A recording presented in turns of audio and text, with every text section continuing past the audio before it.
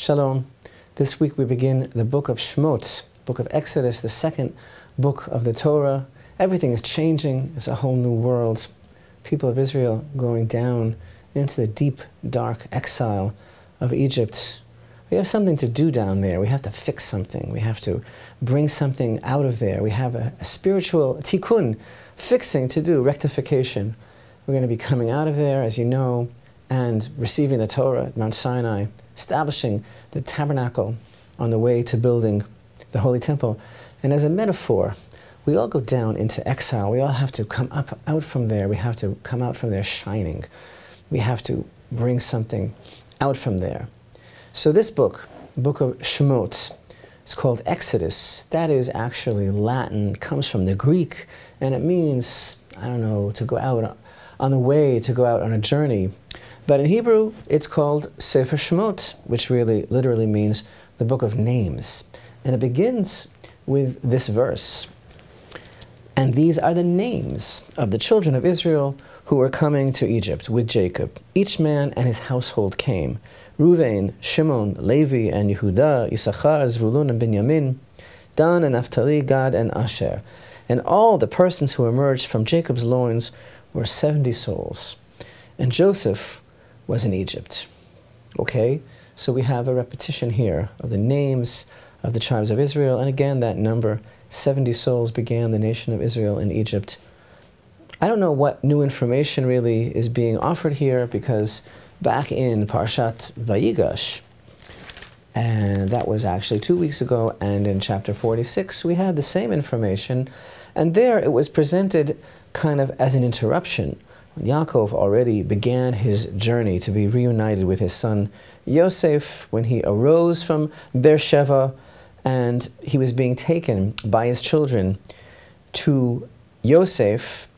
All of a sudden we had an interruption there in chapter 46 and verse 8. Now these are the names of the children of Israel who were coming to Egypt, Jacob and his children, Jacob's firstborn Reuven. We have a whole kind of census there of the names of Jacob's children and grandchildren, their children, and it ends back in Parashat Vayigash in verse 26 of chapter 46. And all the persons coming with Jacob to Egypt, his own descendants, aside from the wives of Jacob's sons, 66 persons in all, and Joseph's sons who were born to him in Egypt numbered 2 persons. All the people of Jacob's household who came to Egypt were 70. So we already know that. There's something about the names that are mentioned here, though, in the beginning of the Parsha. Well, it must be something powerful, because the whole name of the book is after this verse. Yes, it's about the Exodus, this book. It's about the exit from Egypt. But the book is known as Shemot. And, you know, this kind of bespeaks that old question, what's in a name? I mean, this part of the Torah, it's so powerfully important, and the relationship that each one of us has to the experience of going down into the deepest parts of exile and coming out towards the ultimate final redemption that we're all a part of. I mean, this part of the Torah is so central. Why does it begin with the idea, again, of names? Why these names repeated? Something here is being taught about the role of each one of these individuals. And we know that every single one of us has a task, something that each one of us has to do in this world that no one else can do. But it's actually more than that. There is an idea that's being conveyed here at this crucial point in the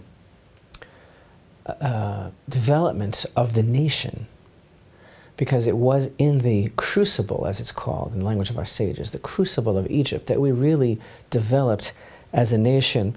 There's something that's being taught here about the importance of the individual identity in that exile, which is what we're going to be learning about now in great depth over the next few weeks.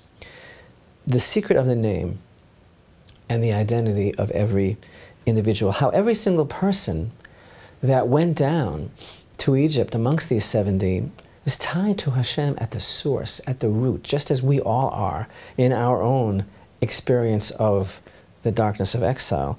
And each person in coming to Egypt here, amongst the children of Yaakov, of Israel, and each one of us, in coming to the darkness of this world, we have this very specific task to accomplish that no one else can fulfill.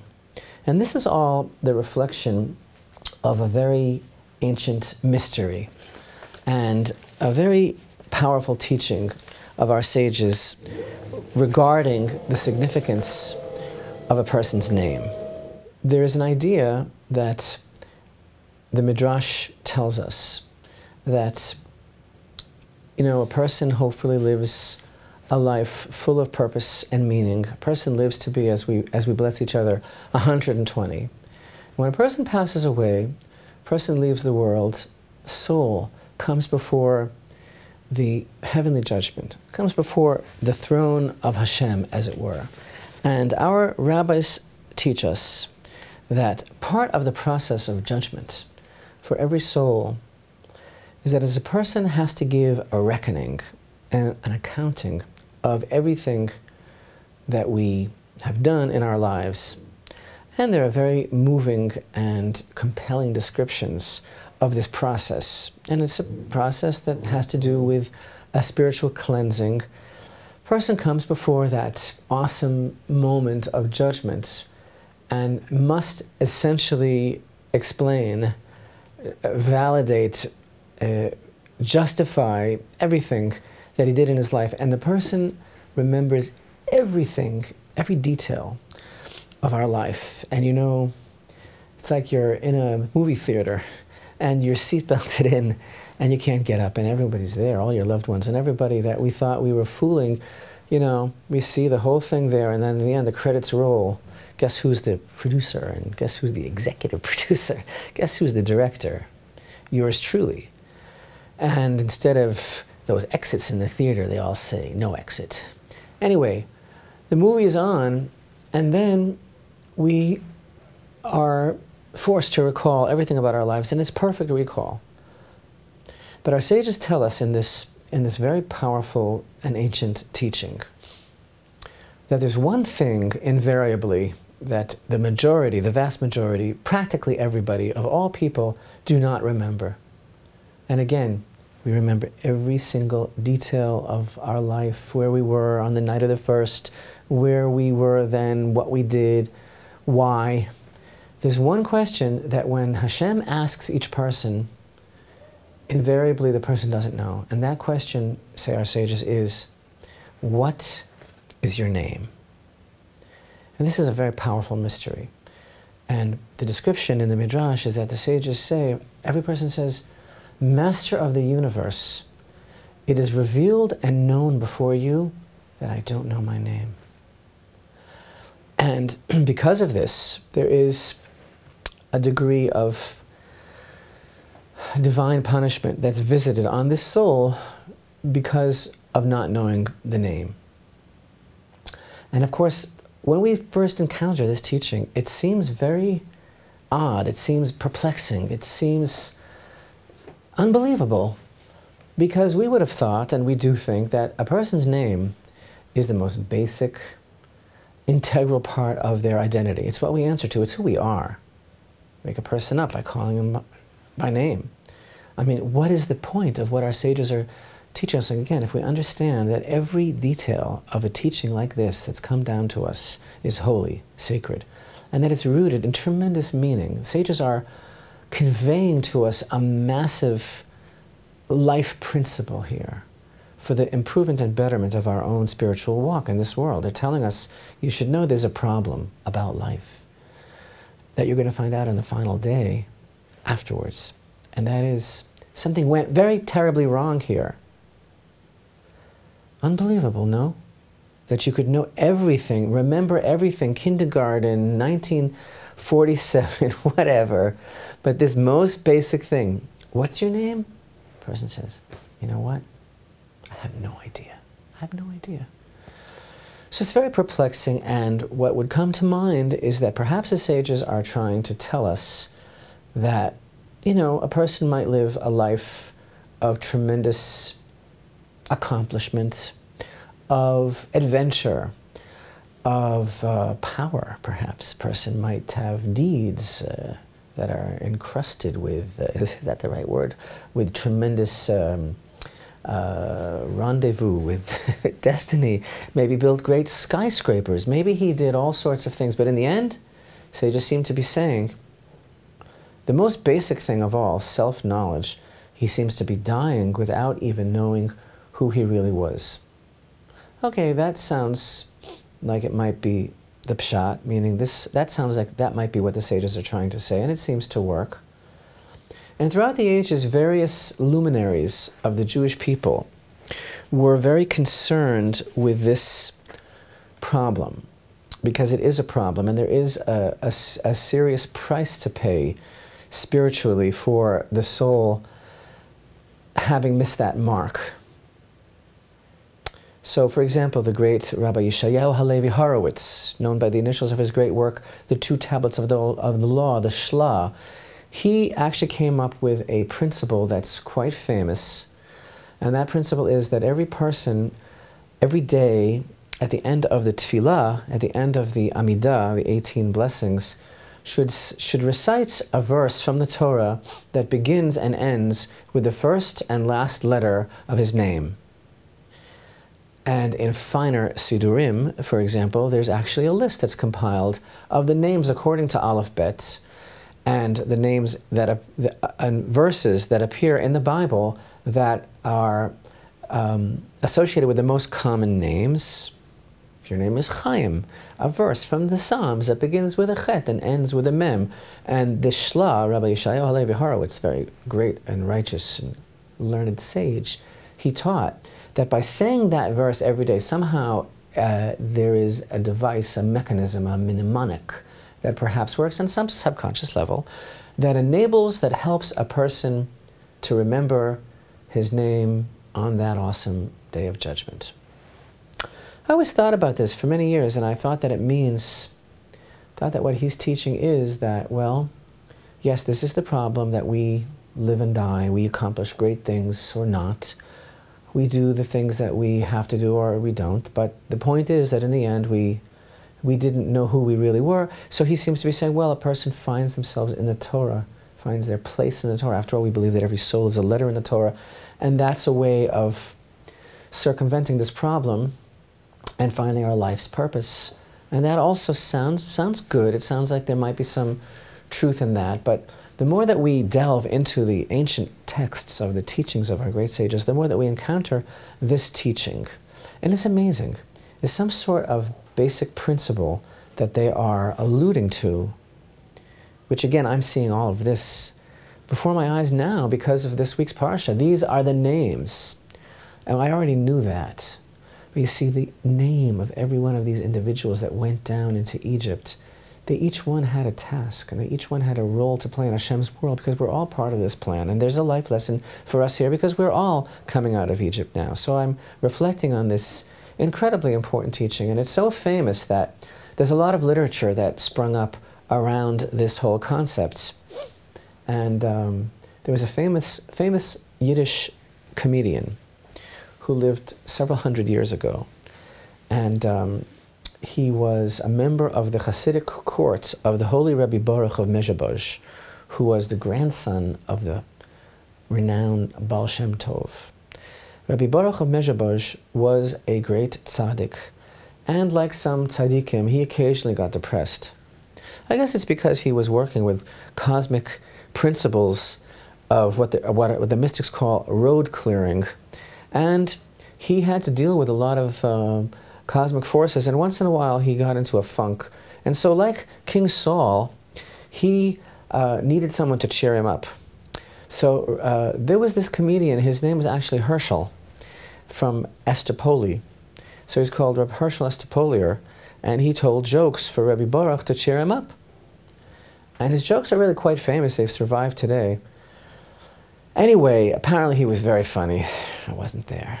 But There's a story told about Reb Hershel Estepolier and Rabbi Baruch of Mezhebozh, which conveys the central significance that this tradition has occupied us with over the years. And the story is like this.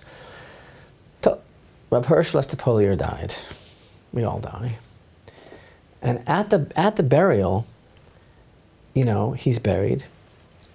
And the holy Rabbi Baruch, who is like this incredible tzaddik, and, you know, who could go near him? His mind is soaring in the celestial heights. He's a man who has divine revelation. And he was very close to his friend Reb Hershel, who used to cheer him up. So they're at the cemetery, they bury him, and at the gravesite, all of a sudden, Rabbi Baruch starts cracking up. And it was rather unseemly. But who's going to go over to the Rebbe and say, Rebbe, pardon me, but what's so funny? You know, because the Rebbe, he's, you know, people are... Anyway, finally someone does just that. It's one of the Hasidim that felt particularly close to Rebbe Baruch. He went over to him, graveside, and he said, pardon me, Rebbe, but what's the joke? Because it was, you know, strange. They're burying him, and Rebbe Baruch starts to crack up. He says, I see what's going on in heaven right now. What's going on is that the angels come to Hershel, just like we learn, and they say, what's your name? And Hershel's telling them a false name. So the angel says, that's not your name. And Hershel says, if you know, why did you ask me? Anyway, my point just being that this is a time-honored concept, this issue, this problem, this concept, that one forgets his name at the time of death. So, what I offered until now was the possibility that the sages are alluding to the fact that a person's life could be maybe not so focused and centered on self-knowledge, that maybe we do a lot of things in this world, but we avoid or don't confront really what we have to be doing. There's a certain amount of self-deception. Maybe we need to find ourselves more in the Torah, all of these things. And they're all true. They're all true, but there's also an even deeper teaching in the name of the Holy Arizal, which is very staggering in its implications, and it's amazing, and it's the key to really understanding all of this, and it's the truth of what our sages are teaching. He teaches that, you see, every person has two names. There's the given name, which in itself is not so simple, not at all, because when parents name a child, they may be aware of it or they may not, but that is the closest brush with prophecy that one can have in the world today. And they may think that they're just naming this child after a departed loved one, or just a name that they happen to like or made up or heard. But that is a window that they're opening up. And when they name a child, they're bringing down an essential aspect of the mission and identity of that child on that side, through that name, the street name, the given name. But the sages teach that there's another name also. And that name is the name of who the person is within the collective soul of Adam. Because every person, every soul is part of that massive soul of Adam Harishon, of the first man. And in the breakup of that soul and the falling, as it were, of that soul, every person on that map comes from a different place spiritually within Adam Harishon and carries a different burden, as it were, or a different task of accomplishing something in this world that no one else can. And that name is associated with that part of who we are. And it's not the given name. It's the name, as it were, of what they call where we are in the klipa.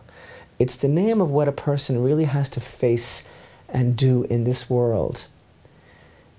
It's actually the name of your pain. And as some of the great mystics write, when a person is particularly drawn or attracted in this world to a particular type of deed which is important and good, a mitzvah, maybe that's a divine signal that this is exactly what we need to concentrate on in this world. It's kind of like a divine aid that Hashem is telling us this is what's missing from what we need to do. And the opposite is also true. Sometimes a person has a great aversion to doing something. A person tries desperately to avoid something. Maybe that's the very thing that we need to be concentrating on. And every single person has to do all of the mitzvot. We all are part of a massive orchestration of a tremendous spiritual accomplishment. But there's also something or things or set or type of accomplishment that every person can do that Hashem needs so desperately in this world to bring the whole body out of exile, but no one else can do it. And it's not an easy thing. And as Benjamin Franklin said, that which hurts, instruct, which is basically the same idea exactly. I don't know if he was aware of all of this, of course, the day he was flying the kite, but in any event, the idea is, what the sages are really teaching us is that invariably a person says, when he's confronted with that question, what is your name? He remembers everything else, what colored dress your kindergarten teacher was wearing, or where you were when Kennedy was shot. But this one thing, what is your name? A person says, you know what, Master of the Universe, it's revealed and known before you that I don't know my name. What the sages are really telling us with tremendous pathos, concern, and compassion is that most of us live our lives of quiet desperation, to paraphrase Thoreau, and we don't even bother trying to find out what is the thing that we really need to be doing in this world. And that is the source of the disconnect and the punishment that follows in the spiritual world, that we didn't really try to find out, to read those signals that Hashem was constantly giving us, resonating within us, constantly communicating to us what it is that we need to do in this world in order really to master and learn what our own name is and to truly accomplish that task. And this, by the way, gives a whole new meaning to another very central teaching that we're going to be encountering now throughout the Egyptian Exodus and in the book of Shemot, and that is that there were three things that the Jewish people cherished while they were in exile in the land of Israel and in the land of Egypt. And even though they sunk to a low level, practically of idolatry, they still had these three things going for them all the time, and in the merit of these three things, Hashem delivered them from Egypt. And what were those three things? They never changed their language, they never changed their style of dress, and they never changed their names. And part of the lesson here of this first verse that we are encountering now as we are going and beginning to sink into the darkness of Egypt, from which we will rise. These are the names of the children of Israel who are coming to Egypt. When each of us in our Egypt discover our identity and master the task associated with our name, with our true name, not with Tom, Dick, or Harry. That's not what they mean when they say, what's your name? Oh, I forgot my name is Tom. No. What's your name?